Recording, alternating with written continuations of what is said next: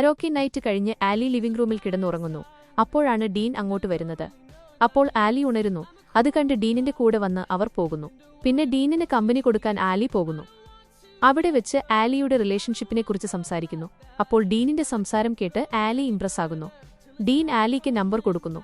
അവൾ അവനെ ഡ്രാമയുണ്ടായിരുന്ന ദിവസം കോൾ ചെയ്യുന്നു. പിന്നെ അവനുമായി ഒരു ഹുക്കപ്പ് റിലേഷൻഷിപ്പിലാകുന്നു. അപ്പോഴാണ് അവർക്ക് ഗാരറ്റിന്റെ കോൾ വരുന്നത്. അത് കേട്ട് ആലിക്ക് റിഗ്രറ്റ് തോന്നുന്നു. അങ്ങനെ അവർ ആ റിലേഷൻ ബ്രേക്ക് ചെയ്യുന്നു. പിന്നെ ഹാന വർക്ക് ചെയ്യുന്ന ക്ലബ്ബിൽ ഗാരറ്റിന്റെ ടീം ഫണ്ട് റൈസ് ചെയ്യാൻ ഒരു പാർട്ടി ഹയർ ചെയ്യുന്നു.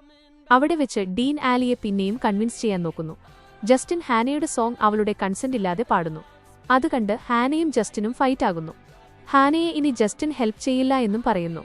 പാർട്ടി കഴിഞ്ഞ് ഹാന ഒറ്റയ്ക്ക് അവിടെ ഇരുന്ന് ലിറിക്സ് എഴുതാൻ നോക്കുന്നു. ആലി ഡീനെ റൂമിലേക്ക് വിളിക്കുന്നു. എന്നാൽ ഹാന അങ്ങോട്ട് വരുന്നു എന്നറിഞ്ഞ് ഡീൻ അവിടുന്ന് ഓടുന്നു. എന്നാൽ തിരിച്ചു നോക്കു ചെയ്യുമ്പോൾ ഡീനാണ് എന്ന് വിചാരിച്ച് ആലി ഡോർ തുറക്കുന്നു. പക്ഷെ അത് ഷോൺ ആയിരുന്നു. ആലിയെ കണ്ടതും ഷോണിനെല്ലാം മനസ്സിലാകുന്നു. ക്ലബ്ബിൽ നിന്നിറങ്ങുമ്പോൾ ഹാന ഗാരറ്റിന്റെ ടീംമേറ്റ്സ് അവരുടെ ഓപ്പോസിറ്റുള്ള പ്ലേയേഴ്സിനെ പറ്റി പറയുന്നത് കേൾക്കുന്നു. അത് ആരൺ ആണ് എന്ന് കാണുന്ന ഹാന പാനിക്കാകുന്നു. അവൾ വേഗം ഗാരറ്റിന്റെ അടുത്തേക്ക് ഓടിപ്പോകുന്നു.